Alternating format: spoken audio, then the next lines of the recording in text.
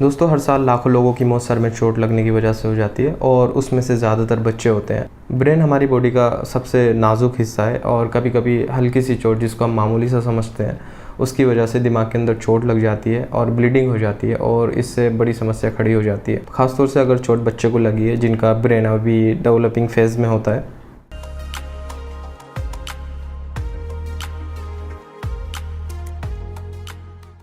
Hello everyone, मैं हूं doctor Arshad और इस वीडियो में मैं आपको 4 वार्निंग साइंस या लक्षणों के बारे में बताऊंगा जिनको आपको सर में चोट लगने के बाद देखना है। तो अगर ये साइंस किसी को सर में चोट लगने के बाद मौजूद है तो ऐसी कंडीशन में पेशेंट को तुरंत हॉस्पिटल ले जाकर सीटी स्कैन कराने की ज़रूरत होती है। और साथ ही मैं आपको बताऊँगा कि हमारे सर का कौन सा पार्ट सबसे ज़्यादा कमज़ोर होता है जहाँ पर चोट लगना बहुत ज़्यादा घातक हो सकता है। दोस्तों सर में चोट लगने की घटना कभी भी किसी के भी साथ हो सकती है। बच्चे खेलते कूदते गिर जाते हैं, बेड से गिर जाते हैं या सीढ़ी से गिर जाते हैं, सर में चोट लग जाती है।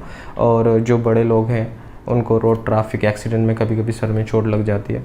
और अगर बूढ़ों की बात करें तो उनका भी उम्र के साथ साथ जो बॉडी को बैलेंस करने की जो कैपेबिलिटी होती है वो कम होती जाती है, तो उनके गिरने के भी चांसेस ज़्यादा होते रहते हैं।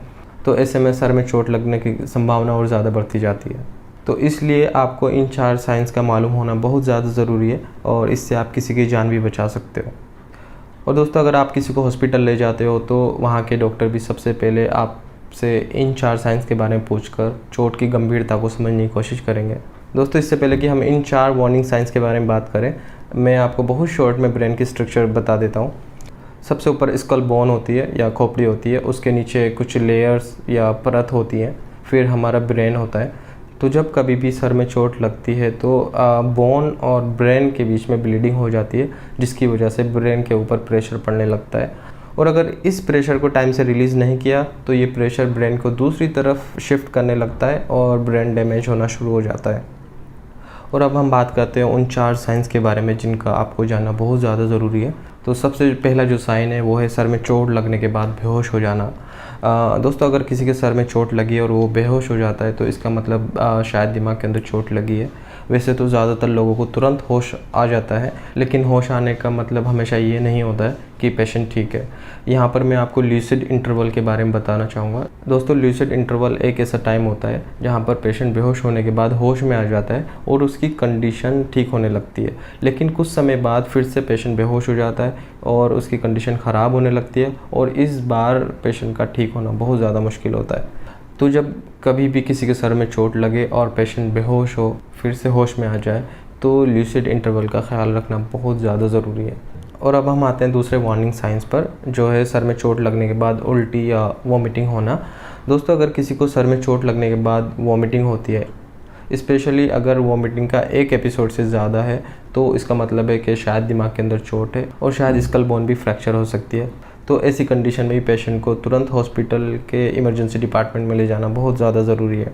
और अब हम आते हैं तीसरे वार्निंग साइंस पर। दोस्तों अगर किसी के सर में चोट लगने के बाद मुंह से, नाक से या कान से खून आता है तो इसका मतलब ज़रूरी कोई अंदरूनी चोट है।